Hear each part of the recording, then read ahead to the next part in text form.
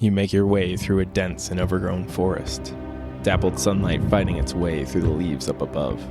Your footsteps become louder as gravel begins to litter the ground beneath you. The bits of stone grow larger and larger until you step into an open clearing, but it's not empty. Before you stand dozens, if not hundreds of figures, all frozen, eerily still. The clearing is a garden full of statues, unkept vines and weeds crawling along and intertwining with the stone.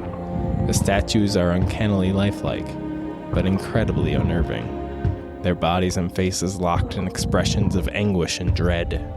You hear stone crunching behind you and turn to find yourself staring into the eyes of a Gorgon. A snake lady? So we're petrified? What? No, the mechanical bull thing. Well, technically it isn't mechanical. Gorgons are definitely snake ladies. Alright, time for some Eldritch history. The question we're examining today is, what is a Gorgon? If you look at D&D, they describe it as a metal-plated bull with a petrifying breath. But Greek mythology says that Gorgons were the snake-haired sisters that could petrify you with a look, such as Medusa. Going back to the origins of the game, they've both been there since the beginning. In original D&D's Monsters and Treasure booklet, Medusae were described as a human-type monster with the lower body of a snake, a human torso and head, with tresses which are asps. It is able to turn those who look at its eyes to stone, while the bite of the snakes which cover its head is deadly, poison. As it is intelligent, it will cleverly attempt to beguile victims into looking at it. Gorgons, on the other hand, were described. These bull-like monsters have scales of iron covering their hides, and a breath which is capable of turning to stone those who are within its range. Clearly, the Greek Gorgons of Medusa and her sisters were the inspiration for D&D's Medusa. I mean, just look at the name. But where did the metal bulls come from? Is it just coincidence that they also have the ability to petrify and are called Gorgons, just like Medusa in Greek? Did Gary Gygax and Dave Arneson, the makers of D&D, just make it up? Did they misinterpret the Greek myth of the Gorgon? Or were they inspired by another source? To answer that, we got to go all the way back to ancient Greece for the earliest myths about Gorgons. These early Greek stories seem to depict a singular creature, the Gorgon, with a particular emphasis on its head, sometimes being implied or stated to be just a head. Throughout the years, the depiction of this creature evolved and changed, but common aspects of it included it having wings, brass claws, the tusks of boars, scaly skin, a beard, which goes along with a juxtaposition of feminine and masculine features, a goat body, and often snakes would be around it, sometimes completely circling the head, other times being worn as like a belt. But the most famous tradition of the Gorgon myth is Medusa and her sisters, Euryale and Stheno, said to be the daughters of sea gods. And these are the ones that really cemented in. They have snakes for hair, and they can petrify people by looking at them. But later on, a Roman poet, Ovid, would tell kind of an origin story for Medusa in his Metamorphosis, which was actually told from Perseus's point of view. It's an interesting way to approach it. But in Ovid's tale, Medusa is a priestess at Athena's temple, and she has the most beautiful golden hair that attracts many would-be suitors, including Poseidon, the god of the sea. Now, Medusa refused the god, but he wouldn't take no for an answer and chased her. And she ran to the temple of the maiden goddess Athena in order to seek protection, but Poseidon didn't care, and he defiled her and the temple. And when Athena found out, instead of punishing Poseidon, she decided to curse Medusa. And when her sisters tried to help her, Athena cursed them too, turning them into the Gorgons. Now, the three sisters would go off to an isolated island to try to hide and seek peace, but the gods unfortunately weren't done with them. Their story picks up in the tale of Perseus, the son of Zeus, who was tasked with retrieving a Gorgon's head. Now, in this quest, he was helped by multiple gods. Athena gave him a polished shield. Zeus gave him an adamantine sword. He got Hades' helm of darkness and Hermes' winged sandals. And it said that after a few quests of trying to locate the Gorgons, he eventually found their cave and snuck up on a sleeping Medusa. And using that shield from Athena, he was able to look at her without being turned to stone and was able to chop off her head with that sword from Zeus. Now, when her sisters found out, they let out terrible cries and chased him. But using that helm of darkness, he was able to hide and then fly off with Medusa's head using the winged sandals from Hermes. It's also worth noting that when she was decapitated, another thing happened. She gave birth to two creatures, Pegasus, the winged horse, and Chrysaor, whose name meant golden blade. And there's a bunch of different interpretations of Chrysaor. Some say that this term golden blade referred to him actually having a golden sword. Others say they were golden wings or golden tusks. Others said it referred to wheat. And he himself is depicted kind of all over the place. He sometimes a golden giant, sometimes just a human, and other times he's a winged boar, which is my favorite. Pegasus and Chrysaor were said to be the children of Medusa by Poseidon. But that wasn't the last thing that Medusa's death led to. It said that as he was fleeing with her head, the blood that dripped out of it made a few creatures as well. One being the Amphisbaena, this two-headed snake, one head at either end. And sometimes it's depicted with wings, sometimes horns, and sometimes chicken feet, which is just a weird little creature. When Perseus was flying over the Sahara, the blood drops that fell there created the real-world creatures, the Sahara horned vipers. We see these cool little snakes with their like eyebrows form points, and it looks like horns. They're pretty cool. You should check them out. And then there's one more story about how at one point Perseus stopped by the Red Sea and placed Medusa's head on a bed of seaweed to protect the snakes. And it said that either her blood dripped off this into the sea and petrified and turned to stone, or that it interacted with the seaweed and turned that to stone. But either way, it made coral. And it was said that the water nymphs, they liked this so much that they spread it throughout the world, and that's how coral was formed originally. I had never heard that story before, and it was real cool. Like, oh, what an interesting origin story for coral reefs. Now, Medusa's head itself still held some of her power after she died. Perseus used it on several occasions to turn people to stone before he eventually gifted it to the gods. Now, the depictions of how this worked changed. Sometimes it was Zeus, sometimes it was Athena. But either way, it gets placed on the Aegis, this shield or animal skin shield that Zeus and or Athena wielded. And it had interesting powers. You would think petrification because Medusa had. But no, the only powers I've seen mentioned with it are that it could cause this terrible roar to sound during battle, which also happened when Medusa died. Her sisters were said to make this terrible wail and cry. So maybe it's from that. But then it also was said to be able to summon the clouds to come over the mountains, which I feel like goes more with Zeus and his whole storm aesthetic versus anything to do with the Gorgons or Medusa. There's also this interesting other tradition that said that both Athena and Zeus had a different Aegis, and that Zeus actually got the Gorgon for his from X, spelled A-I-X. This was this earlier like goat body type Gorgon that I described, and according to some poets, it was actually Medusa and her sister's father. And Zeus used this Gorgon-headed Aegis in his war against Kronos, his father, the Titan. And then it was said that Athena later would use Medusa's head on her own Aegis to emulate Zeus. And this seems to be a later revision of the story, Zeus having his own Gorgon. Sometimes it's said that he even beheaded it himself. But it's an interesting little aside of like this multi-generational Gorgon beheading myth. And it kind of goes along with a very common depiction of Gorgons in the Greco-Roman periods of the Gorgonion, which was usually on buildings. And it was this forward-facing Gorgon head, usually snarling, its tongue is lolling out, looking all evil and mean. And it was used as a ward against evil and protection from dark magic, using monsters against monsters and evil. It's kind of an interesting through line with the depictions and art there.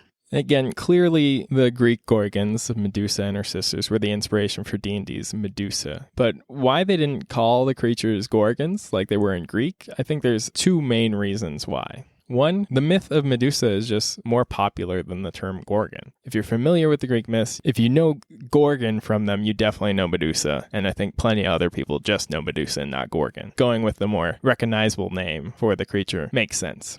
And then two, they found something else called a Gorgon. Now, to understand this other Gorgon that would become D&D's metal-plated bull Gorgon, We have to stick around in ancient Greece and Rome, but instead of looking at the mythology or the poetry, we're looking at the natural histories, works by people such as Aristotle or Pliny the Elder, which were based on their own observations of the natural world with their philosophy thrown in. They would also use borrowed accounts from other people. Now, Aristotle's main work was the Historia Animalium, the history of animals. This was a proto-zoology book, biology book, with his own philosophy thrown in. He would explain the what of creatures, but also the why, like trying to decipher why creatures would have a certain trait or appearance. And Pliny the Elder's main book was natural history. He kind of expanded the idea of natural histories. Instead of just being about the natural world, it was like anything you could find in the world. Basically, he'd have works of art, he'd have geology, astronomy, technology, humanity even. And his work was kind of this proto-encyclopedia, basically. He had like everything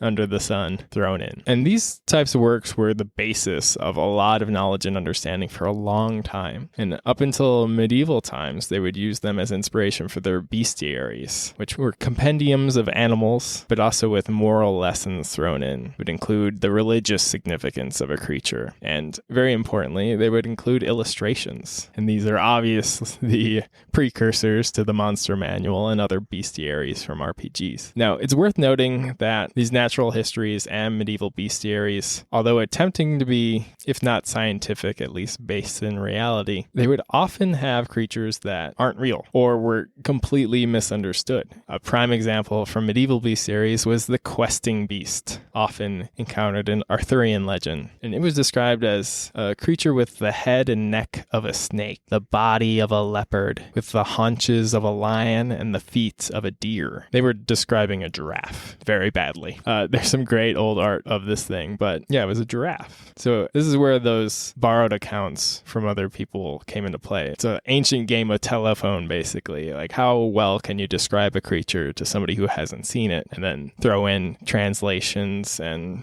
misunderstandings and all kinds of things throughout the ages. Now, Aristotle's Historia Animalium was the top-notch of the zoological works until we reach Conrad Gessner, who also wrote a Historia Animalium as a clear homage to Aristotle. And this was spread across 5 volumes, written from 1551 to 1587. It encompassed 4,500 pages of descriptions of creatures and woodcut art, but it was all in Latin. So, luckily, it became so popular that Edward Topsell in 1607 made a condensed version in English, and he called this The History of Four-Footed Beasts. And it's here that I can finally look into and read the earliest description of this other Gorgon. Now, Topsell's Gorgon was said to have high and thick eyelids. It would stare at the ground, had a long hanging mane, and ate poisonous herbs and has a poisonous breath. Sounds just like our D&D Gorgon, doesn't it?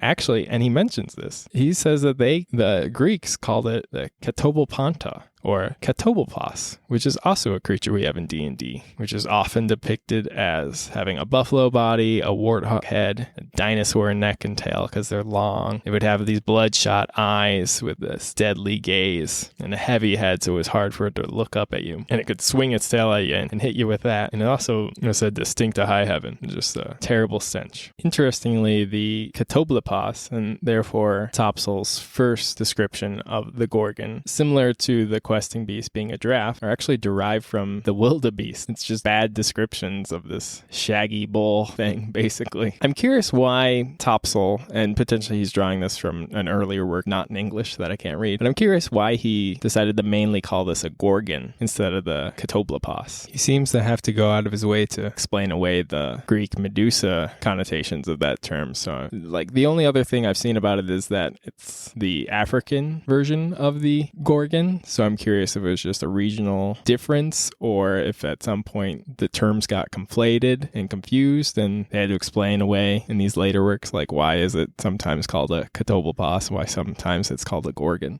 So how did Topsal's Gorgon become the metal-plated bowl based off that description? Well, Topsal's description, and I don't know how much of this is straight from Gessner or how much he revised it, but Topsal's version kind of goes all over the place. He goes on a tangent about Medusa and the Gorgons, but he says they were actually Amazons from Africa, and that Perseus fought with these women instead of this mythological creature. There's other accounts of, like, he says that the petrifying look or breath of the Gorgon was actually just a skewed description of men being love-struck by these beautiful Amazonian women. But then he also has another description of the Gorgon, as described by Pliny and Athenaeus. And they say, "It is a beast all set over with scales like a dragon, having no hair except on his head, great teeth like swine, having wings to fly, and hands to handle, in stature betwixt a bull and a calf." And I think this description, along with the art, was more the inspiration for the D&D Gorgon.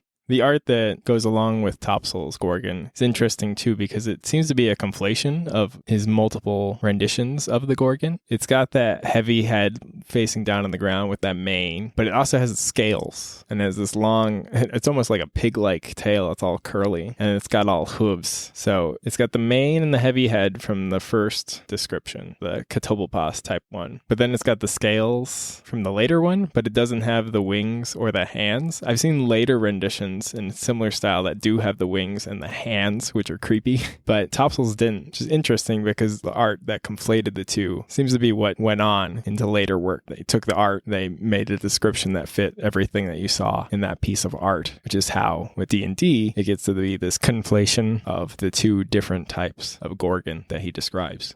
And it's quite possible that Gygax or Arneson were familiar with this work. They would look at medieval bestiaries as inspiration for their monsters. But also, after this, much like many people drew inspiration from Aristotle, many people drew inspiration from Gessner and Topsal, especially with those pieces of art, which some of them were original to these works and others were borrowed from other explorer accounts where they would have a drawing from their adventures or various other works, sometimes the medieval bestiaries as well. And other works based off these that would take some of these illustrations and basically be like a picture book with a short caption. Things like T.H. White's Fantastic Bestiary or George Louis Borges's Book of Imaginary Beings are pretty firmly known that at some point D&D looked at these and drew inspiration from that. But I've seen the most compelling direct influence in an argument from John Peterson of Playing at the World. He says that it was actually Ernst and Johanna Lerner's A Fantastic Bestiary from 1969. That seems like it was definitely a book used in the earliest D&D monster creation. His argument revolves around a lot of it's the art. Creatures such as the Kirin, the Sioux monster, the Coatl, and the Shedu. If you read their earliest descriptions, mostly from Eldritch Wizardry, the third supplement for D&D, it describes the picture that you see in this work, the Fantastic Bestiary. If it was just that, maybe it could be, somebody else had these images. But also the Kirin, the Asian golden horse dragon, most recently seen on the cover of Mordenkainen Presents Monsters of the Multiverse. Mordenkainen's writing it. The spelling of its name is pretty unique to this work, the Ki-RIN. A lot of times the R is sometimes an L, sometimes there's a space instead of a hyphen, sometimes there's no space or hyphen at all. This particular spelling seems fairly unique to Lerner's A Fantastic Bestiary. Then also, the description of the Gorgon is almost word for word the description in this bestiary. And interestingly, both this early draft and A Fantastic Bestiary describe it as having poisonous breath. And it was only a later revision that gave the Gorgon the petrifying breath that we know today. So it seems very likely that they drew upon this Fantastic Bestiary and then potentially threw in a nod to the Medusa type Gorgon with the petrification, or potentially revised it after finding Topsal's earlier work, or for some other reason gave in this petrifying breath as well. So our question was, what is a Gorgon? And the answer is, it depends on who you ask and where you look, which isn't terribly satisfying, but it was an issue hundreds of years before D&D came on the scene. But we can definitively answer the questions of, did Gygax and Arneson make up this metal bowl? No. Did they misinterpret the myth? Nope. Maybe somebody else did, but it wasn't them. They were inspired by another source, a source that potentially would have been pretty much forgotten about nowadays if it wasn't for them making it much more popular. So I think that's pretty cool. And as much as I want to be like, Medusa was the name of a specific creature, not the creature, I like the D&D Gorgon. A metal-plated bull that can turn you to stone is pretty cool. So turning our attention back specifically to D&D, now I want to go through how the Gorgon and Medusa have changed through editions, different ways they've been used and revamped and revised, and different places that they've shown up and how they've changed in different campaign settings as well. So shortly after their release, in Eldritch Wizardry, they get kind of a boost, a pretty good one actually. In that work that also introduced the Catoblepas and the Sioux monster, they're able to see into and affect both the ethereal and astral plane. Their petrifying look and breath extend into that. So if you're in the ethereal plane, they can see you and petrify you there. Or if you're using astral projection or something, they can affect you then too, which is pretty wild. And later versions of the Medusa, it was said, actually lived on the ethereal plane. So they could affect you on the material plane. And if you can't see the ethereal, you'd have no idea. You could just be walking wherever and just turn to stone, fail a saving throw, be like, what happened? And, you know, the DM's like, well, you can't tell. If you can't see ethereal, you have no idea. This trait stuck around for a little bit. It was in advanced and second edition, but it was gone by third edition. Other than that, they've stayed pretty consistent, the Gorgon and Medusa. The biggest change to Medusa was that next edition, the advanced edition, Dungeons & Dragons, they changed it so they no longer had the snake bodies. They were just humans with snake hair. But the snake body one will come back. We'll get back to that later. Other than that, it's mostly like ecology and various lore changes. They're pretty much stayed by their base descriptions. The biggest point of contention with Medusa seems to be whether or not there's male versions. The game's kind of gone back and forth between whether or not there can be male Medusas or if they're like a separate, different species. Currently, 5th edition says that being a Medusa is like a curse for being too vain and stuff. So guys can just as easily be a Medusa as a woman can. The Gorgons, they just stay metal-plated bulls, but they do go in a little bit about how it works. It would later be elaborated that there's this waxy anti-rust substance that's on the scales to help them, not just be exposed iron scales, but also that it can't regrow new plates if it loses them. And because of that, there's like this ongoing feud between Gorgons and rust monsters, because the rust monster can override that anti-rust substance and make it lose some of its plates because they rust off too bad. And since they can't grow new ones, that's real bad for the Gorgon. And there's also, I saw a side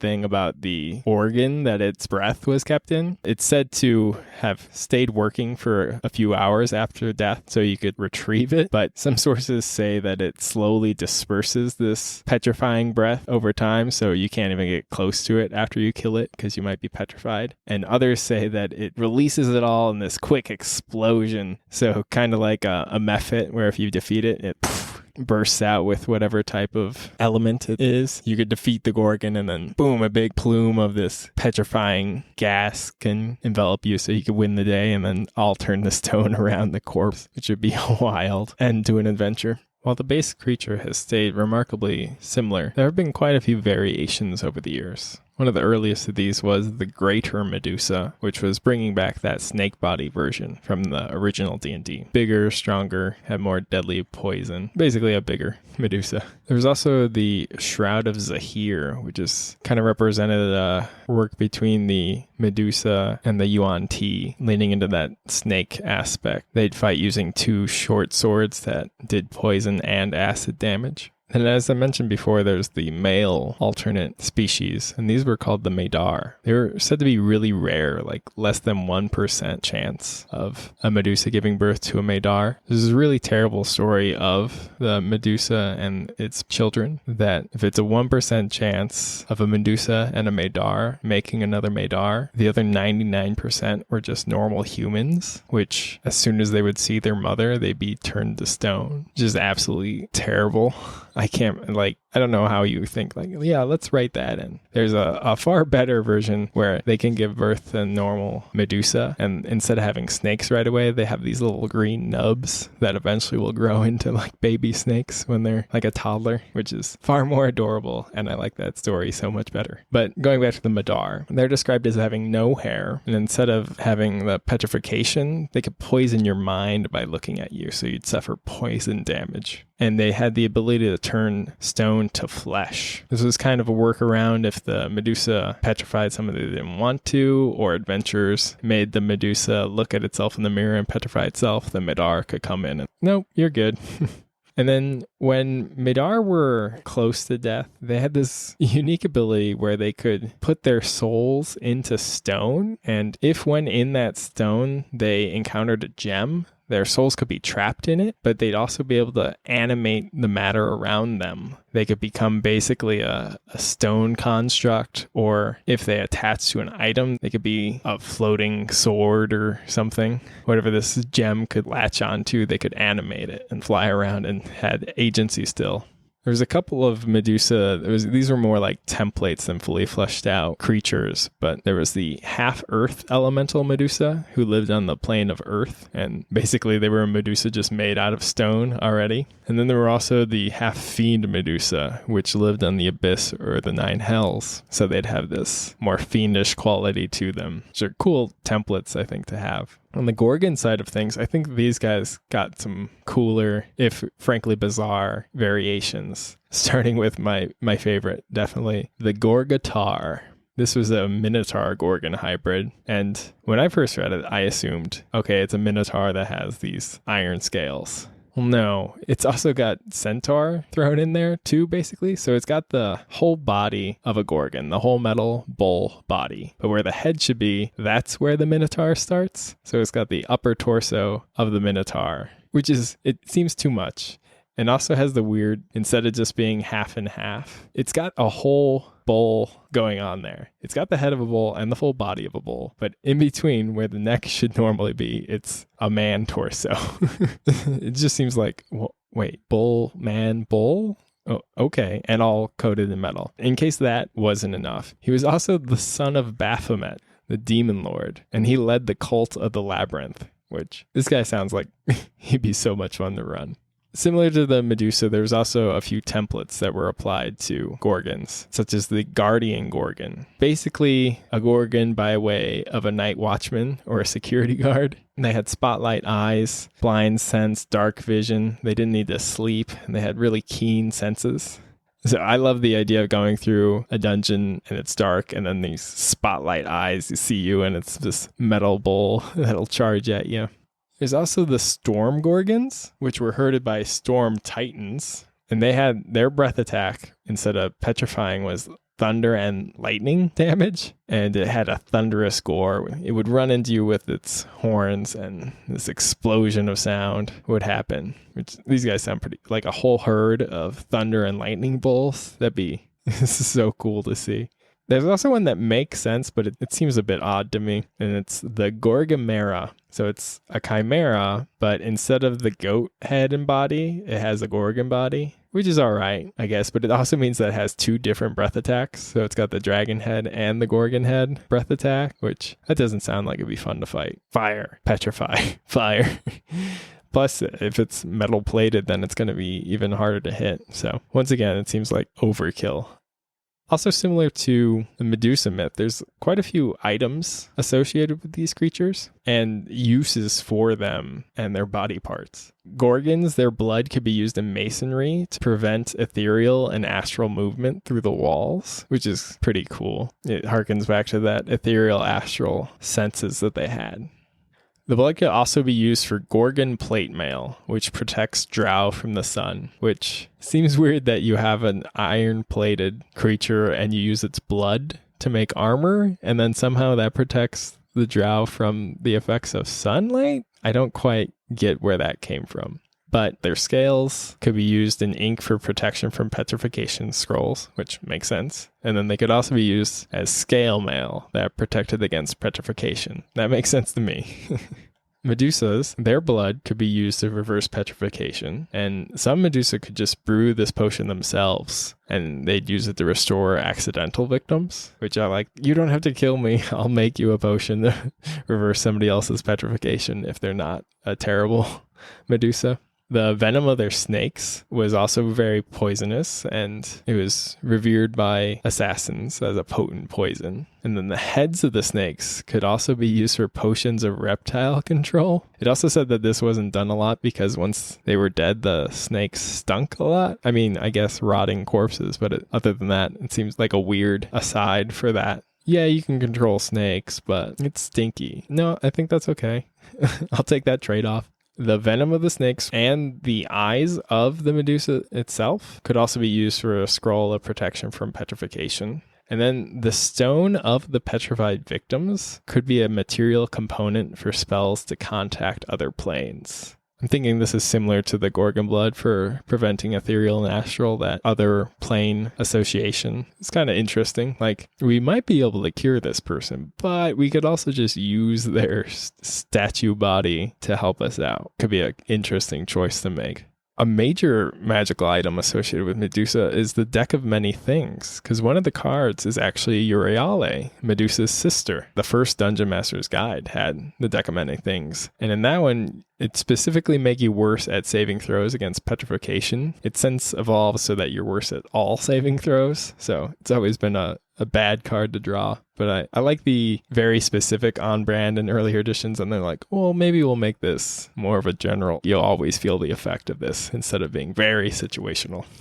Moving on to how they've been used throughout the editions, I'm going to break this one down by campaign settings. They don't drastically change with campaign settings. They still meet all the basic descriptions, but they have been used in different ways. So I'll break it down that way. I think makes the most sense to me. So in the Forgotten Realms, just a couple general society of Medusa, how they're used. They are said to work with the Yuan Ti, associating with the snake stuff. They also respect Scorious Stone Bones, the Titan god of the stone giants, because petrification. Going back to the snake thing, they worship Shekinester. They say Shekenster, who is the greater goddess of the Nagas. And they're favored by Seth, the Yuan Ti god. And then there's been a few Medusa used this edition. They actually crop up in quite a few of the adventure books. Most notably is Marlos Ernrale, the leader of the cult of Black Earth from Princes of the Apocalypse, one of the four main antagonists of that book. Marlos is an example of a male Medusa in 5th edition. He has the snakes for hair, he petrifies people just like any other Medusa, going along with the no longer having the drastic distinction between the two as older editions had.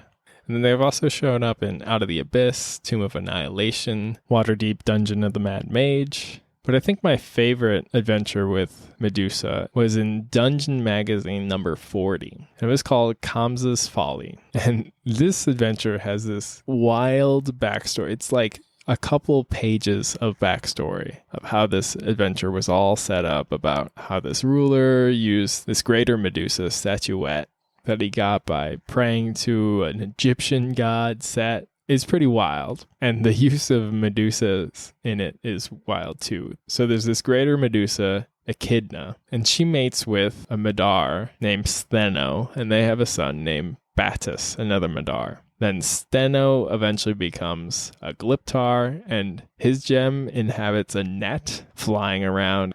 But what's interesting the most to me are all these names are derived from Greek myth. Echidna was a half-woman, half-snake who was mother of Cerberus, the Hydra, the Sphinx, the Nemean lion. And then according to Hyginus, she was the mother of Gorgon, who was the mother of Medusa and her sisters. And then Stheno was Medusa's sister, now a male Madar, which is an interesting, like, you're just grabbing whatever names from Medusa mythology. And then their son Battus is the most interesting one to me. So in Greek mythology, Battus saw Hermes steal Apollo's cattle. Hermes realizes this and promises him a cow if he stays quiet, which Battus agrees to. And Hermes doesn't trust the guy, so he doubles back around, disguises himself, and then he offers him 2 cows if he'll tell him what happened to Apollo's cattle. And Battus is like, oh, sure, Hermes took him. So then to punish him for breaking his original word, Hermes turned him to stone. So you got this Medar, son of a Medusa, their whole thing is turning people to stone. And he's named off a guy famous for being turned to stone. Which is this great, wait, what? Anybody who's really into Greek mythology reading that adventure had to be like, why are you using these names? And then my favorite use of a Gorgon in the Forgotten Realms is that there's this variety of Gorgons from Cormanther who are blessed by the gods, which is good for them because they like to fish. They love eating fish, and they wade into the river like a bear, basically, to grab fish.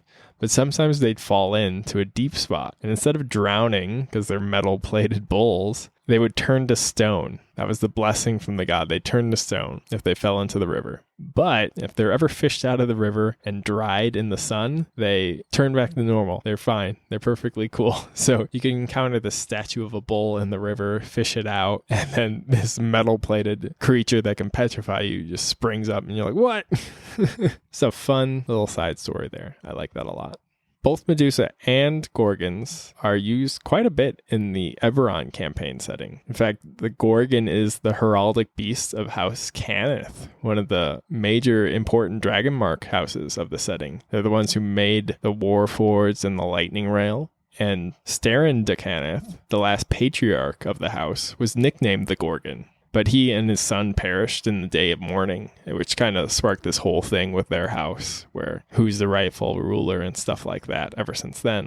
And then the creatures themselves are said to have been made by Orlask, the Lord of Stone, a Dalkir, this race, basically aberration lords or gods. And Orlask is pretty much given reign over anything that has the ability to turn people to stone. For their part, the Medusa deny this and say that one of the evil gods is the real people who created them. But both Medusa and Gorgons were used by the Dalkar as part of the assault on the goblin city of Khazak-Dral. And currently, Medusa is the ruler of that city, which is still said to have the weathered remains of petrified goblins still littering the city. And that queen's name is Sheska, the Queen of Stone, which is also a novel written by Keith Baker, the creator of Eberron. And it said of Sheska that no magic could undo her petrification. The only way they could be turned back to normal was if Sheska kissed them. And she's said to keep domesticated basilisks and cockatrices and gorgons, which are used as mounts for the Medusa of the city, that'd be a wild sight to see, a bunch of Medusa riding on gorgons. The Medusa, they are also said to have a secret language called Serpentine, and it's based on the movement and hissing of the hair, the snake hair, which the name is a bit on the nose, but I love the idea of two Medusa being able to talk just by moving their snakes around. And Medusa and Eberron are also said to often serve a criminal organization called Dask. And this is a gang of mostly monsters whose specialties are protection rackets, loan sharking, and illicit alchemical substances, such as dragon's blood, which is left pretty vague, but it enhances arcane magic, but it's highly addictive. And then some specifics about the Medusa's role in Dask is that a Medusa named Ashkora runs the cell in Wote, and a male Medusa named Harsh is second in command in Sharn.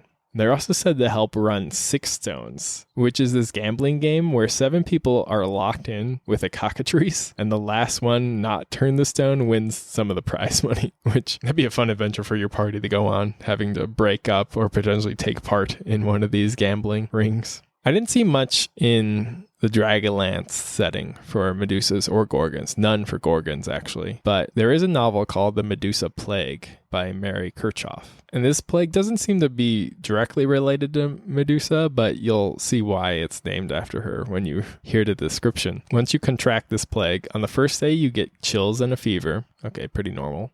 The second day, your skin sheds like that of a snake, that sounds terrible. You survive this apparently, because on the third day, you're uncontrollably thirsty. And then the third night, your limbs become 3-headed snakes. Each one has 3 heads. So you're left with 12 snake heads. Your eyes turn black, and eventually you turn into stone.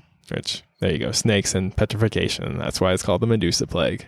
Ravenloft has a few interesting uses of Medusas.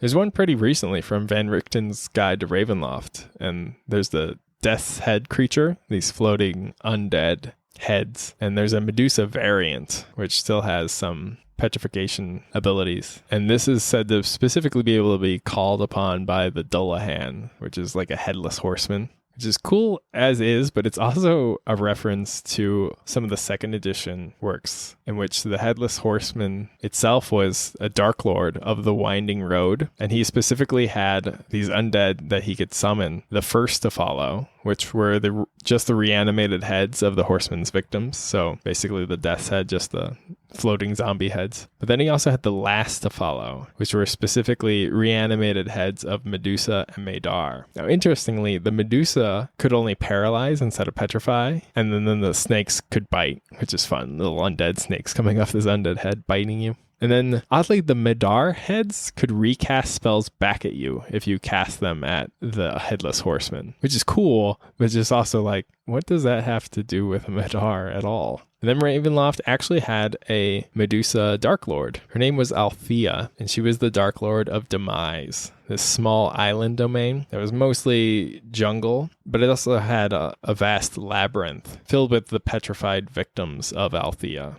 Spelljammer also had a cool use of the Medar, one of the very few uses of Medar from an adventure I saw. But in the adventure Under the Dark Fist, the main antagonist is Volcaron the Dark, master of the 12 spheres and self-entitled ruler of all known space. He was the emperor of the Vodani Empire, which started off because their home sphere, basically their solar system, their sun was going to explode. So he helped save his people by getting them out of there. But in doing so, he also imprisoned their pantheon of gods in this artifact called the Eye of the Gods. Basically, he promised that since they couldn't get out on their own, leaving their own, where their power was held, he's like, here, come in this. When we get to our new sphere, I'll let you out. But he lied. And he used that to gain power for himself. And he eventually took over 12 spheres. So like whole solar systems.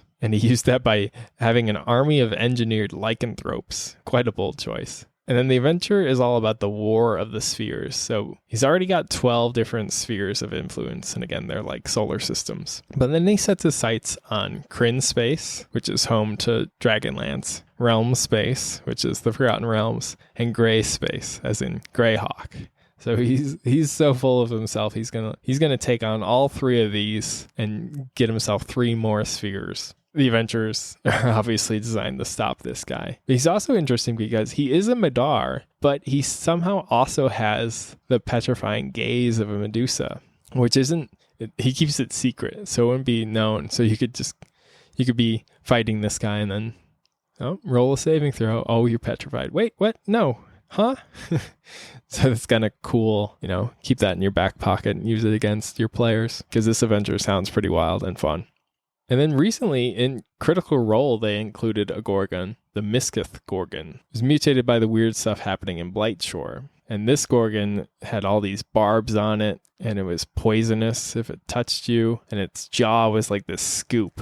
You can watch this fight, which sounds really cool. They're trying to avoid getting petrified and going in amongst these other petrified people's statues as well. And that was from Season 2, Episode 96. And then finally in Theros, one of the Magic the Gathering sets, which is interesting because in Magic the Gathering, Medusa are known as Gorgon, like the Greek myths. They call them Medusa in the D&D books, but they also point out that, they're actually known as Gorgons in this world. It's kind of fun, like, how do we do this? But in Theros, there's Hythonia the Cruel, this mythic Medusa who's infamous for having this throne of statues. She'll petrify people and then place them into her throne, or take sacrifices and have people pose themselves and then petrify them in place to add to her throne. And she's one of the mythic creatures. So when you reduce her down to 0 hit points, she sheds her skin, which like crumbles away into stone, and she attacks you again with back up to full HP and stuff. It sounds like a really cool fight to have with a Medusa. So there you have it, the long and intertwining histories of Medusa and the Gorgons. both in the real world and Dungeons and Dragons. I hope you learned a thing or two and became inspired to run one or both of these creatures in your next campaign. As always, thank you for listening. If you like this show, please recommend it to a friend. I'm Jacob Tomlinson Korst, and this has been Eldritch History. And until next time, may you always make your saving throw, especially against the Gorgon, regardless of what it looks like.